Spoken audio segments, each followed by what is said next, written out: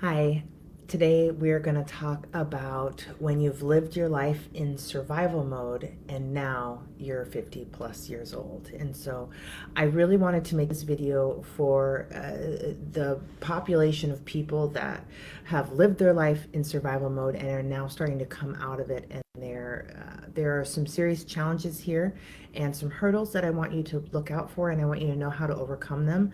And if you're loving somebody or supporting somebody that's just starting their healing journey after the age of 50, I want you to be aware of this as well so that you can be supportive and really know what you're looking at and know how to be there. Okay, so that's what we're going to talk about today. And I'm Rachel McLeod. I'm a mental health therapist. I specialize in complex PTSD recovery, and I also specialize in helping people do the brain work for resolving symptoms of anxiety, depression, and traumatic stress.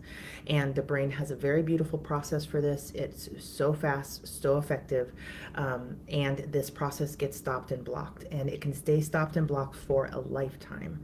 And you know that this is true because you have symptoms from that have been following you along for decades. And so when this process gets unblocked, and we can unblock this. It's my entire practice. That's everything I do. There's the free program I have. Everything I do is about getting this process unblocked and up and running and resolving those symptoms for you and shifting the brain out of survival mode into processing, thriving, growth, maturation. And so this is super important. It's an automatic brain process once this gets unblocked and moving, and it's really powerful. So, as a matter of fact, when people begin using these after the age of 50, they start realizing very quickly, I could have had this all along. My brain could have functioned like this all along. I didn't have to do any of that stuff under survival mode. I could have supported my brain like this all along. And what happens here is that there's a ton of beautiful regulation. There's a ton of symptoms start melting away. The brain's growth and maturation process starts moving and starts um, healing different areas of people's life. Um, and people notice that they're very quickly having more epiphanies and insights. They're seeing things with more clarity. There's post-traumatic stress filters are clearing from their vision and their way of being and their way of seeing and feeling the world, and which is really exciting for a little bit. And then what will happen is that as this process unfolds, pretty quickly people will start moving into some pretty heavy grief about that they feel like their life has been wasted. They will move into heavy grief. And this is a normal process. This is actually a sign of health and wellness. This is actually a sign of healing, but it doesn't feel like it. The grief has to get processed, and it's a really, grief is a lot of pain, and it's very difficult to get the grief processed through the mind body system. And because of the nature of grief. But we still use interventions and we work through that as well. But that's really why I wanted to make this video, is because I have a popular video on YouTube called When You've Lived Your Life in Survival Mode. And I just keep getting comments and comments and comments from people that, oh my gosh, this is me. And what a wasted life. Now I'm 65. Now I'm 73. Now I'm 62. Now I'm 50. Even people at 41, right? I'm making this for the older generation, but 100%, okay, maybe 95% of people who begin healing go through this patch of grief. And but it's bigger with the 50 plus community because it's longer. There is more to grieve just by number.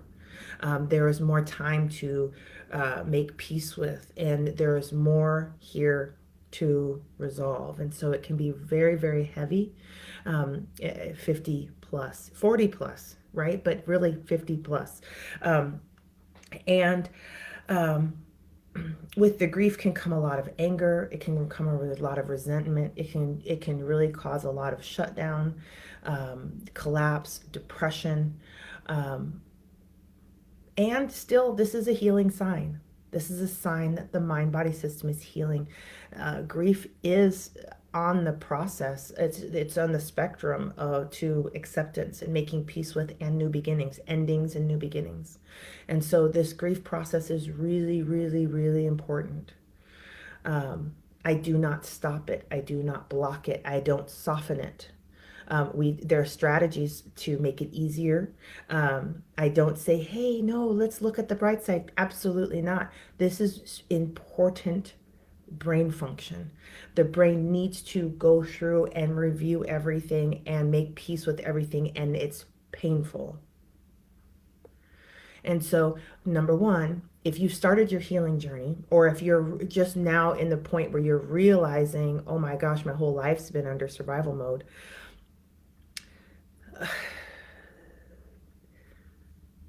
I want you to anticipate this, and maybe yours will be fast. It does not have to be a long time. It does not have to be a long, drug out process. The faster your survival system is processing, the sooner you get through this. And when you start feeling like this has been a waste, and look at all the people I've hurt, and look at all the connections I've missed, look at all the opportunities my survival mode blocked me from taking because I just didn't feel safe enough. When you get there, we want to use lots of interventions. We want to support your survival system. There's a lot of pain moving through your system. And this is the process for making peace with. This is part of the process of ending survival mode. This is part of the process for your brain making a new way of being for you that is full of thriving, full of all the things you're going to grieve. Your brain's going to be like, oh, bet we're doing this now. We all these misconnections, I want all the connections. And you're going to watch this process unfold. But when you're in the middle of this, it's so important that you are supporting your survival system to relax and allow healing to happen. Once the survival system catches wind of the pain of grief coming through, the pain neurons in your brain are going to be firing off, and the survival system is going to be like, oh, that means we're in danger, go, and you will go into survival mode. This is not a processing mode. Means that the grief process is moving, but we're shifting into a brain state that is going to fight, flight, freeze, faint, fawn, right? That's dissociation. That's arguing. That's fighting with people, angry outbursts, kicking things. People break a lot of stuff in this process. Be aware and be safe, please. And there are lots of breaking. There are businesses for this where you can go into break rooms, you can break stuff in a room. The grief in this place can be very explosive, especially if you're going to your brain shifting into flight mode. Fight. If your brain's shifting you into fight mode. There's a lot of collapse. There's a lot of listlessness. There's a lot of depression. Depression happens in the mind-body system when more pain is moving through the system than the survival system, the mind-body system can process. Right? And every time we're shifting into survival mode, the process is blocked, but the grief is still moving, right? And so it's just building up, and that's our brain will then put depression on there to deal with this and survive it, really. But really, we want to make sure that when the grief is moving, we can hold the brain in a processing mode, right? And there's interventions for this. The survival system has to receive safety signaling at the same time pain is moving. And that's why we're using new, different interventions now to work through this. Interventions that send safety signals from the body up, not trying to reassure from the top down. We're trying to send safety signals up. That's why in my program where I share my favorite interventions for this, these interventions are weird. We are tapping on things, we're breathing ways, we're doing different things with our hands. Because we are working with the part of the brain that is going to either allow healing to happen or stop it and create more symptoms of anxiety, depression, and traumatic stress. I say and because with this energy, it usually does all the things. And we don't want the brain using energy like that. We want it to use grief like we don't want the brain to use grief like this. We want brain to use grief to process. Right? We want it, that's information. It's energy and information. It's your energy. It's your information. It's the information about your life. And we need your brain to be able to, the top part of the brain, we need to get all this information up there, right? The grief is going to be coming out of your cells and your pores and your all parts of you, and it's designed to go through the sensory processing up to the top of the brain, but it has to pass by the gatekeeper who's reading all the data to decide if we're safe or not, if we're going to survive this or not. And if it doesn't make it past there, it doesn't get to go up to the top. It doesn't get to be processed. As a matter of fact, these parts of the brain that we want to get this grief into will actually be turned off. The energy will actually reduce in there. The electrical activity will reduce. The chemicals will reduce, flow to the top, and we will just be using all of our chemicals, energy, and electricity for survival. No, this prolongs. The more time you spend in survival mode right here, the longer the grief lasts. And your brain's going to switch over there as much as it can, because there honestly is pain moving through your system, and your brain doesn't, that part of the brain, this means you're going to die. We're not going to survive this. We're going down. Fight, flight, freeze, faint, or fawn. And really the truth is, grief is part of our team. It's part of our healing team, and it's not dangerous. It can be overwhelming. There is a window of tolerance. We need to work with that. That's a whole nother topic. And when you're here, if you are outside of your window of tolerance, you're going to notice that you are not thriving. You're going to notice that your symptoms are overwhelming, unbearable. I can't handle it. Your brain is going to tell you all these sorts of things. That means this is not good. And we need to get more support here to process. Now, if you are in your 50s and you have lived a life in survival mode, likely the reason for this is you have never had enough support. You have never had enough support to process your emotions. You never had enough reassurance, being seen, somebody witnessing you.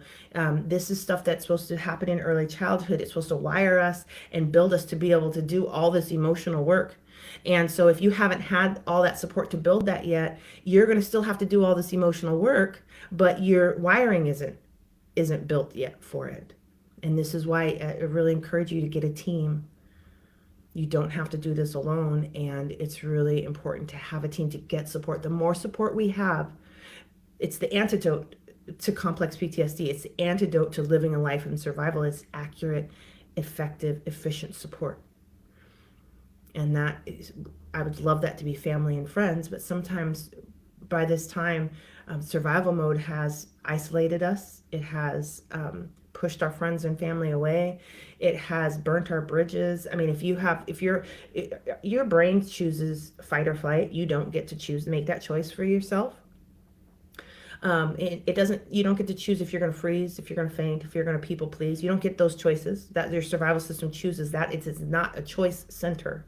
As a matter of fact, if you're choosing things, that means you got some executive function going on, which is lovely. But in survival mode, you don't get a choice. And if you've been fighting, then you probably have pushed a lot of people away. If you've been fleeing, you've probably run from lots of people. If you've been fawning, you've got a bunch of people to please around you, and they have no idea who you are. They don't see you. They're not looking for you. They don't care. They actually have been conditioned now just to be pleased by you. That's not a supportive relationship. That's not the kind of support your brain will need to process all this grief. If you've been fainting, you have spent a lot of time sleeping, not because you've wanted to, but because that's the brain mode. That's the mind body system mode your survival system decided would help you survive. And so it has put you to sleep. It has laid you on the couch, made it so it's difficult to get out of bed, slowed you down. Everything takes 3,000 times longer and more energy because it wants you to move slowly and to go lay down so you can survive. So you're fighting against that. So there's a lot here. And when you start to see this stuff, it can feel really overwhelming. It can feel like, oh my gosh, am I ever going to heal? And oh my gosh, this work is so big. And yes, it is. Okay, I'm going to just tell you it is. However, there's a part of your brain that's designed for this, and it's like sitting in the back like, ooh, I've been ready to do this. Hand it to me, hand it to me, hand it to me. And it's going to love this. It's going to play through this. Regardless of how long the trauma has been going on, that part of your brain is ready to rock. And as a matter of fact, if you've got more symptoms, it's probably more active and ready to go. It's trying, it's failing and trying because that process is blocked. It's not getting things processed, but it's going to keep trying. It's like, okay, I can do it this time, this time. It doesn't know that it cannot. So what we're just going to do is we're going to go in and we're going to help the process. We're going to move it over. We're moving it this way. We're moving it to processing mode, out of fight or flight into processing. Now, if you've lived a whole life in survival mode, your brain thinks this is the path. It thinks this is where we're going. It's like, oh, something's coming up. Let's go. And so that's a pattern. We're going to work against that pattern and we're going to repattern this into process. Oh, no, this time we're going to take all this energy and we're taking a right. We're taking a right-hand turn and we're going up to the processors. Let's do it differently this time. Those parts of your brain are going to go to work for you. They are going to start the process of resolving symptoms, and they're quick and they're good. You're going to have tons of epiphanies, tons of insights. Gosh, okay, let me tell you the good stuff. But I want you to understand first that the overwhelming grief is normal. I'm going to not switch to the good stuff yet. But this is one of the highest populations for suicide. And I don't want it to be like this. I am okay with people's life journey having a natural end and knife. My brain just left me here. Let me hook it back up. I'm okay. Like, life journeys are life journeys, and there is an ending to the life journey. I want your soul to choose. I want your inner being to decide your path, not your mental illness, not your thinking center. It is not designed to make choices for us like this. But it is natural to feel exhausted, done with life. I don't want to go on anymore. I don't have any energy left. It's no use. There's nothing I can do. It's too much. This is natural. And this is also stuff we want to process. This is also stuff we're looking for. When brains start telling me this, people start telling me this, I'm like, okay, I hear you. Good. Let's go. We're processing that. That's part of the healing process. And your mind-body system is designed to figure out, is it really no use? And we need to support them to process so they can figure that out. If not, it's just emotion moving through and causing all these chemicals of depression within us. And so we want this processing. We want all this stuff processing. Also during this time, that there's really a disconnection with the purpose in our life, that we can really feel purposeless. That is a big part of the healing process at this time, because everything's being reworked. Everything's being questioned and evaluated, everything. And so it's like you really have, like, your brain is deconstructing your way of being, so because it wants to rebuild it and make it in alignment with who you are now. That takes a bit of time. And it takes a lot of processing. That's why we're going to process a lot. That's why I have people using interventions up to 2 hours a day, because the brain has a lot of work to do, and it's going to be really beautiful, but we have to help it do the work.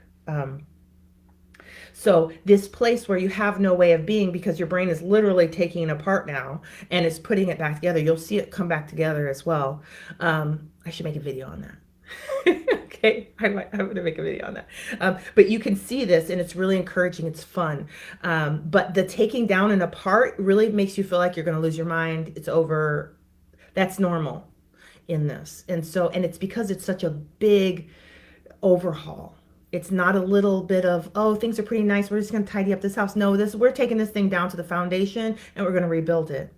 And you want to be in this phase fast. I do. I want people to. I don't want to drag this out. There's too much life to live. And right? It took you a while to get here. So let's cook. Those are my theories. Okay, some questions that come up. Okay, I want to address, I'm going to go back for a second.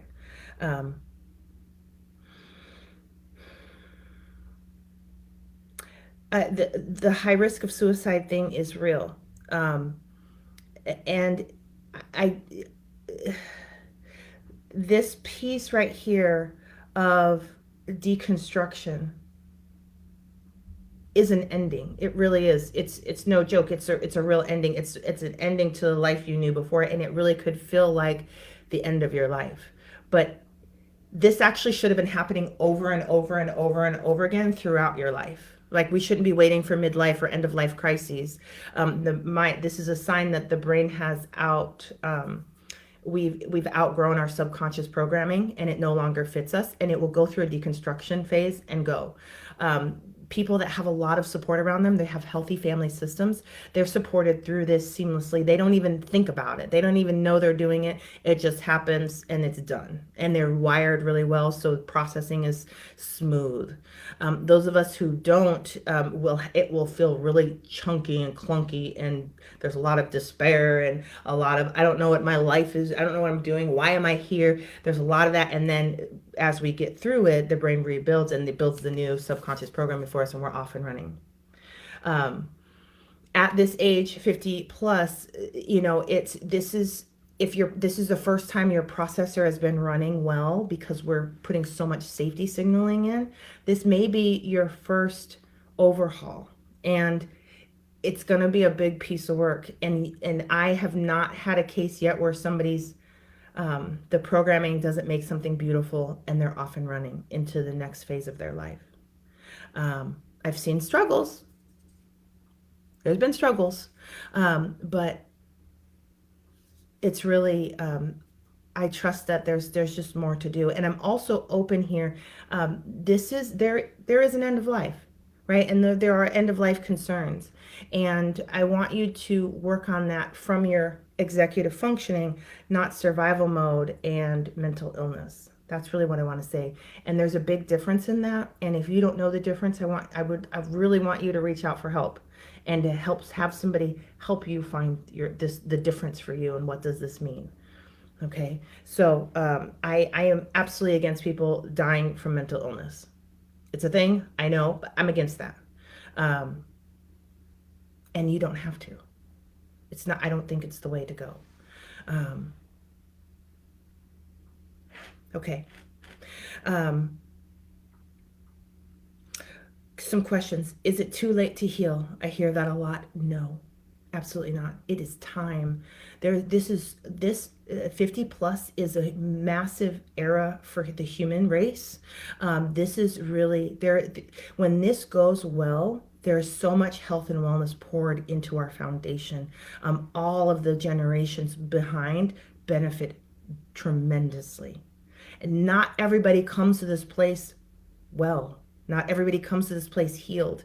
We all know those elders that it's like they're still as toxic as they were when they were 15. Right? But you're moving into the elder phase, and your position, this is where I'm talking to people about, hey, it's time to pass this on. It's time to let go of control. It's time to take a different position. It's time to put that wisdom to work. It's time to become somebody's counsel. It's time to write a book. It's time to, there's a lot of things. I'm going to talk about those things, but it's a shift here. And the more you're processing, the more accurate you're going to be, the more healthy you're going to be, the more mature you're going to be, the more expansive you're going to be, the more growth you're going to be.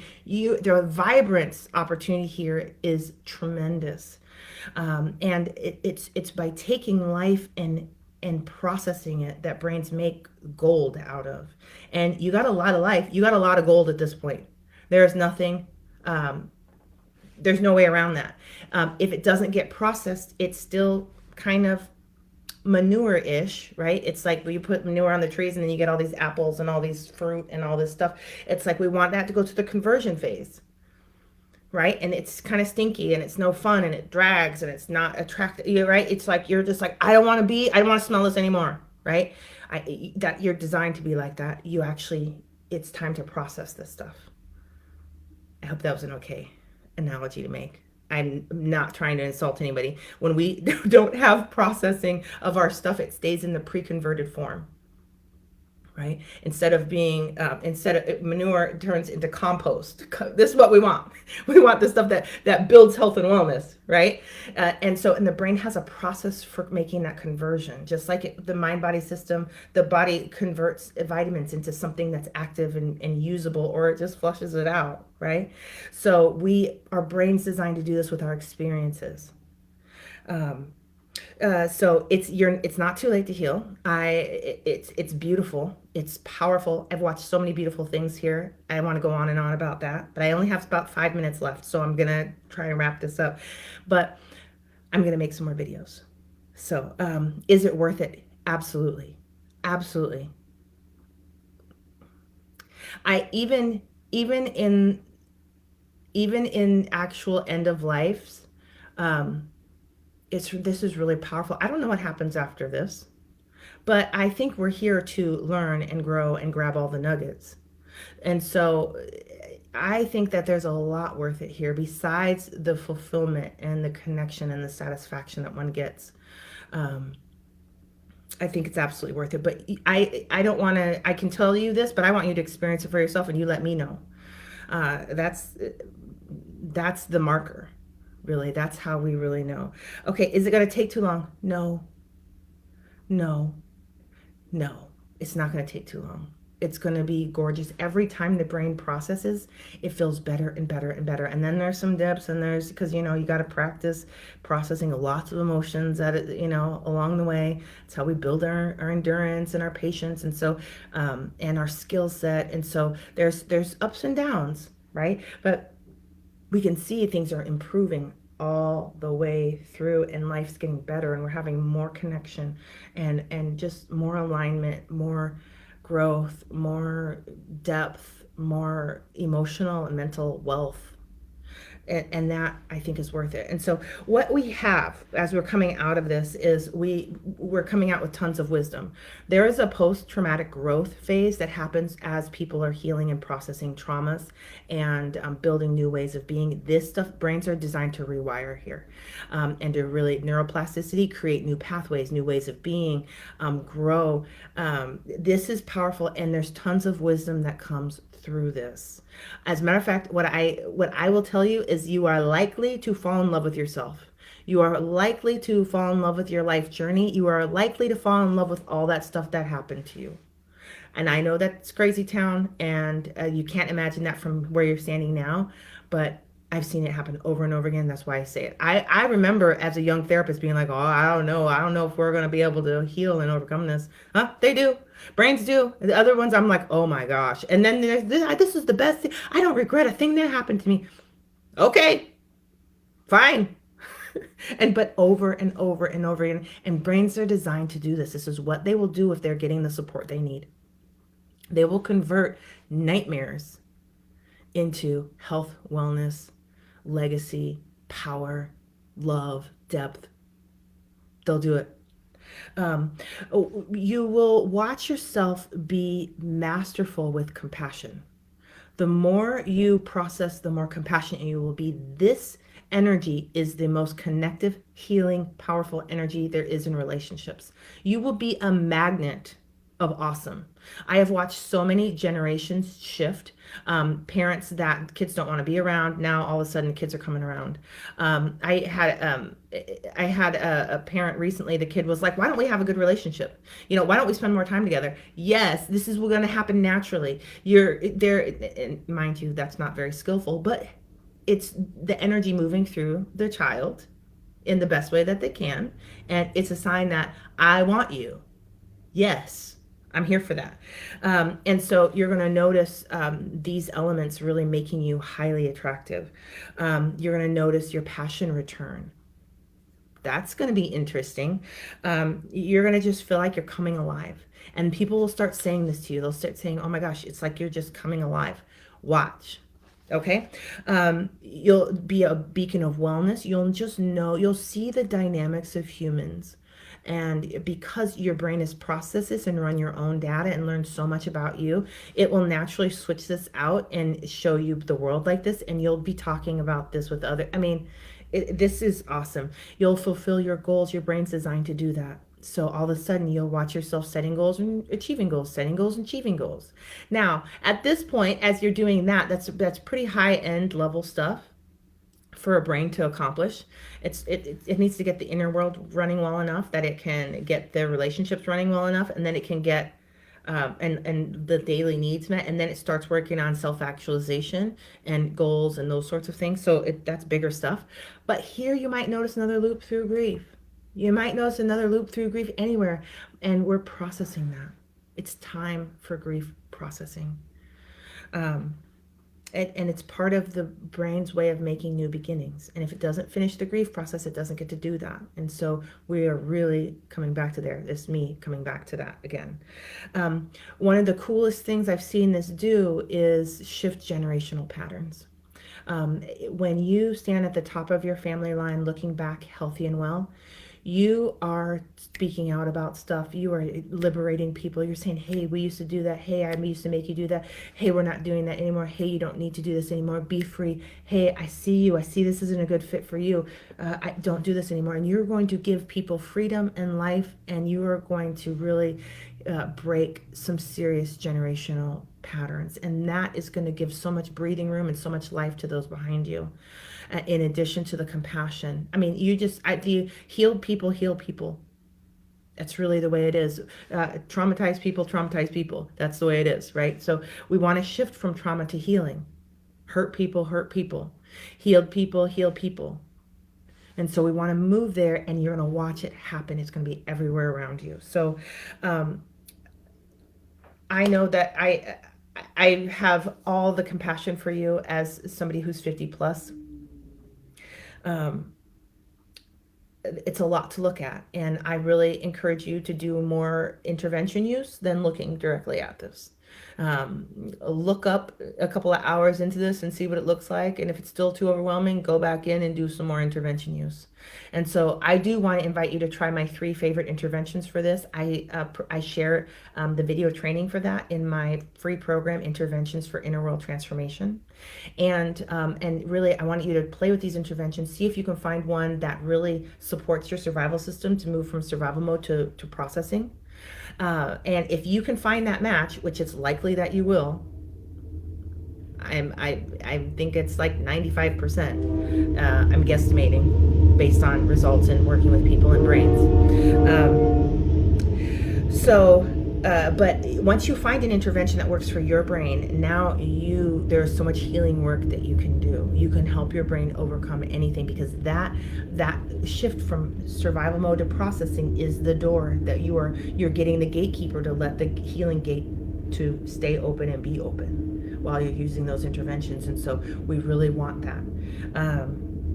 And so I want you to practice. If you want to take another journey with me and go even deeper and walk through my process for resolving symptoms of anxiety, depression, and traumatic stress at the root, I have another program called Inner World Transformation.